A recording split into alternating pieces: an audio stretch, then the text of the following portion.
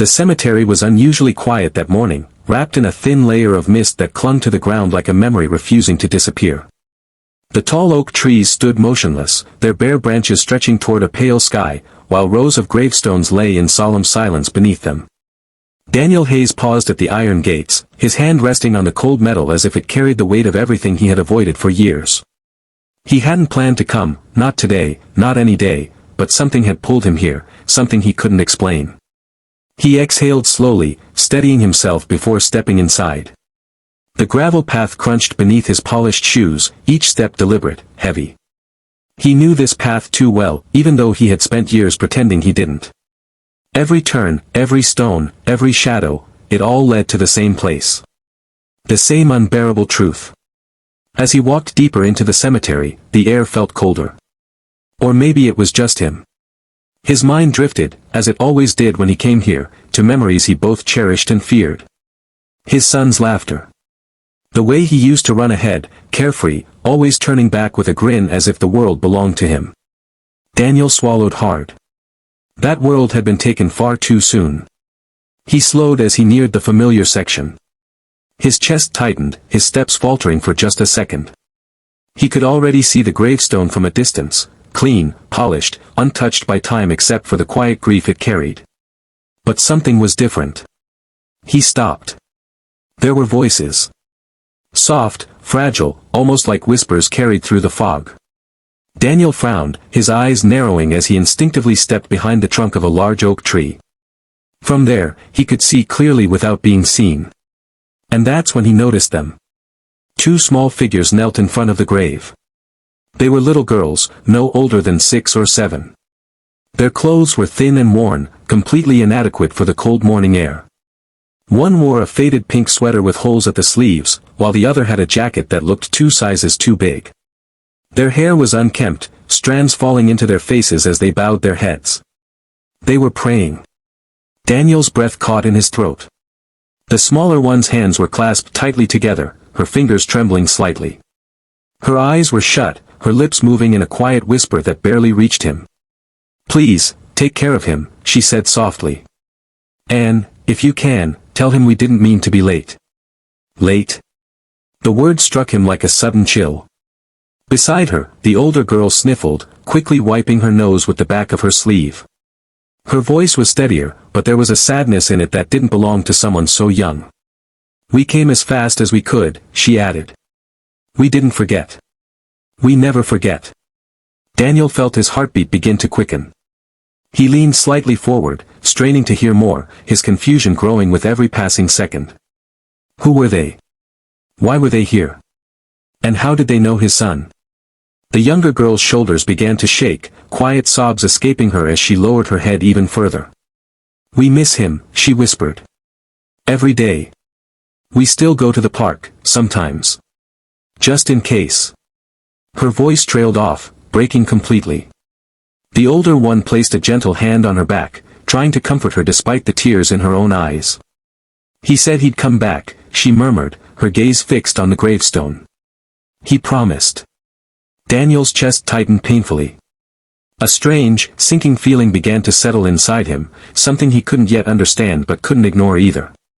His son had never mentioned anything like this. Never mentioned 2 little girls, never mentioned helping anyone, never mentioned promises made in quiet corners of the world Daniel had never seen. He felt suddenly unsteady. The fog seemed thicker now, pressing in around him as if the entire world had narrowed to this one moment. His thoughts raced, trying to make sense of what he was hearing, but nothing fit. The girls remained there, unaware of his presence, lost in their own grief. And for the first time since he arrived, Daniel hesitated, not because of the pain of facing his son's grave, but because of the mystery standing right in front of it. Something about this wasn't just coincidence. Something about this was going to change everything. Daniel couldn't stay hidden any longer. The weight of their words pressed against his chest, making it hard to breathe, harder to think. His carefully controlled world, where everything had a place, a value, a measurable outcome, felt like it was slipping beyond his grasp. This wasn't something he could calculate or fix with money. This was something deeper. Something he wasn't prepared for. He stepped out from behind the tree. The crunch of gravel beneath his shoes shattered the fragile quiet, and the two girls froze instantly. Their small bodies stiffened, their whispered prayers dying on their lips. Slowly, almost hesitantly, they turned toward him. Their eyes widened. Daniel stopped a few steps away, suddenly unsure of himself. He wasn't used to this feeling, uncertainty. In boardrooms, he commanded attention. In negotiations, he dictated outcomes. But here, standing in front of two frightened children beside his son's grave, he felt completely out of place. "We're sorry," the smaller one stammered, her voice trembling. She quickly lowered her gaze, clutching the sleeve of the older girl. "We didn't mean to be here." The older girl instinctively shifted in front of her, as if trying to shield her. There was fear in her eyes, but also something else, protectiveness, quiet strength far beyond her years. Daniel swallowed, forcing his voice to soften. "You don't have to apologize," he said gently, though the words felt unfamiliar on his tongue. I heard you." The girls exchanged a quick glance, uncertain. Daniel's gaze drifted briefly to the gravestone, then back to them. "You said, you knew him." His voice tightened slightly. "My son." The older girl hesitated. For a moment, it seemed like she might deny it, like she might grab her sister's hand and run. But something in Daniel's expression stopped her. Maybe it was the pain he couldn't hide, or the way his voice carried more vulnerability than authority. She nodded slowly. "We met him at the park," she said, her voice quiet but steady. "Near the big fountain." Daniel felt his heartbeat pick up again. "What park?" "The one with the broken swing," the younger girl added softly, peeking up for just a second before looking down again. "Where the pigeons are." Daniel knew the place. It wasn't far from here. But it wasn't a place he had ever gone with his son. His chest tightened. "When?" he asked. The older girl thought for a moment. "Last winter," she said. "It was really cold. We were sitting near the benches." Her fingers curled slightly into her sleeves, as if remembering the chill. "We didn't have anywhere to go." Daniel felt a sharp sting behind his eyes. "And he talked to you?" he asked, almost afraid of the answer. She nodded again. "He didn't act scared," she said. "Most people don't even look at us. But he did." Her voice softened. "He asked if we were hungry." The younger girl's face lit up faintly despite everything. "He brought us sandwiches," she said, her voice carrying a fragile warmth. "And hot tea. It was the first time in I don't remember how long." Daniel's breath caught. "He came back the next day too," the older one continued. "And the day after that." A faint, sad smile touched her lips. "He told us stories. Silly ones. About school, about his father being too busy all the time." She paused, her eyes flickering toward Daniel for just a second before dropping again. The words hit him harder than anything else. Too busy. A quiet, crushing guilt began to settle in his chest.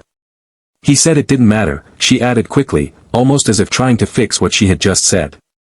"He said people get busy, but it doesn't mean they don't care." Daniel looked away, his jaw tightening. He didn't trust himself to speak. The younger girl shifted closer to her sister. "He promised he'd come every day," she whispered. "He said we shouldn't be alone anymore." Daniel closed his eyes briefly, the weight of that promise pressing down on him. But one day, the older girl's voice broke slightly, "He didn't come." Silence fell between them. "We waited all day," the younger one said, her voice trembling. "And the next day. And the next." Daniel's hands curled into fists at his sides. "Then we saw his picture," the older girl continued. "People were putting flowers somewhere else, and we heard them talking." She swallowed hard. "That's how we found out." Daniel opened his eyes, looking at them again. "So you came here," he said quietly. They both nodded. "We didn't get to say thank you," the younger girl whispered. "And we didn't want him to think we forgot." Something inside Daniel shifted in that moment, something deep and irreversible. He looked at his son's name carved into the stone, then back at the two small girls standing in front of him. They weren't just strangers anymore. They were a part of a life he had never known, a life his son had chosen quietly, without recognition, without expectation. And somehow, that realization hurt more than anything else. Daniel took a slow step closer, his voice unsteady for the first time in years. "What are your names?" The older girl hesitated, then answered, "Amina." The younger one clutched her sleeve tighter. "Sarah." Daniel nodded faintly, as if committing them to memory. The fog around them seemed to thin slightly as the morning light grew stronger, but the heaviness in his chest remained. Only now, it was mixed with something else, something unfamiliar. Not just grief. Responsibility. The air felt different now. Daniel stood quietly beside the grave, the two girls still in front of him, their small figures framed by the soft morning light. The tension that had first filled the space slowly began to shift. It wasn't gone, grief never simply disappears, but something new had entered the silence. Understanding. Amina wiped her eyes with the back of her sleeve, trying to be brave.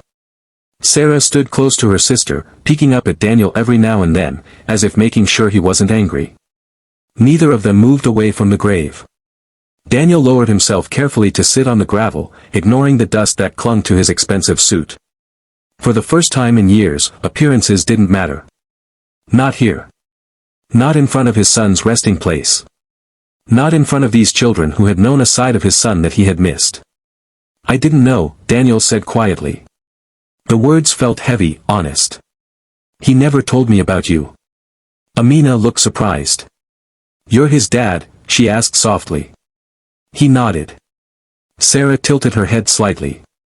"He said his father worked a lot." Daniel gave a faint, sad smile. "I did." There was no blame in her eyes, only curiosity. That realization stung more than criticism would have. "He didn't seem sad," Sarah said after a moment. "When he talked about you." Daniel looked at her carefully. "He said you were building something important," Amina added. "He said one day you would understand." Daniel's throat tightened again. His mind drifted back to endless meetings, phone calls, negotiations, contracts signed late at night. He had believed he was building a future for his son, a secure life, opportunities, comfort. He had thought success was the best gift he could give. But standing here, he wondered if his son had wanted something else. "Did he ever say why he helped you?" Daniel asked quietly. Amina glanced at Sarah before answering. "He said no one should feel invisible." The word settled deeply inside him. Invisible. For a moment, Daniel thought about how many times he had walked past people without noticing them. How many times he had been too focused on deadlines, profits, expansion. His son had walked through the same world, but had chosen to see it differently.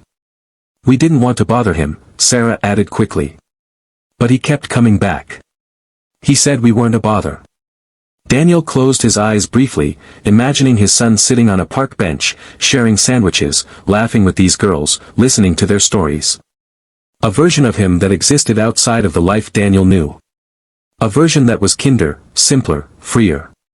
He felt both pride and regret at the same time. A soft breeze moved through the cemetery, lifting a few fallen leaves around them. Amina shivered slightly, and without thinking, Daniel removed his coat and gently placed it around both girls' shoulders. They looked startled. "You're cold," he said simply.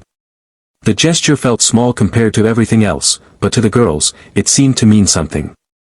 Sarah pulled the coat tighter around herself, and for the first time that morning, a faint smile appeared on her face. "Thank you," she whispered. Daniel nodded, unable to speak for a moment. They stood together in silence again, but this time it wasn't heavy. It was reflective. Respectful. After a while, Amina stepped closer to the gravestone and carefully placed a small flower she had been holding, a simple wildflower, slightly bent but still bright. "We picked this on the way," she explained. "For him." Daniel watched the flower rest against the stone, and something inside him shifted again. It wasn't just sadness anymore. It was purpose. "Would you like to tell me more about him?" Daniel asked gently. The girls looked at each other, then back at him. Slowly, they began to talk.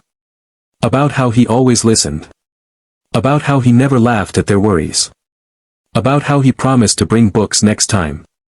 About how he told them stories that made them feel like they mattered. Daniel listened without interrupting, absorbing every word. With each sentence, he felt as if he was rediscovering his own son, through the eyes of children who had known his heart better than he had. The fog had almost completely lifted now. Sunlight touched the gravestones, warming the ground. The cemetery no longer felt as cold. When the girls finished speaking, there was a quiet pause. Amina looked up at Daniel carefully. "Will you still come here?" Daniel didn't hesitate. "Yes," he said firmly. "And not just here." Sarah tilted her head. "What does that mean?" He looked down at them, his expression changed, softer, clearer, resolved. "It means I think I need to learn more about the kind of life my son was living. And maybe help where he left off." The girl's eyes widened slightly. "You would do that?" Amina asked. Daniel nodded. For the first time that morning, a genuine sense of connection formed between them, not built on wealth or status, but on shared memory. The wind moved gently again, and Daniel looked at the grave one more time. "I'm sorry," he whispered, not just to the stone, but to his son. And as he stood there beside the two girls, he realized something important. This wasn't the end of his son's story. It was the beginning of understanding it.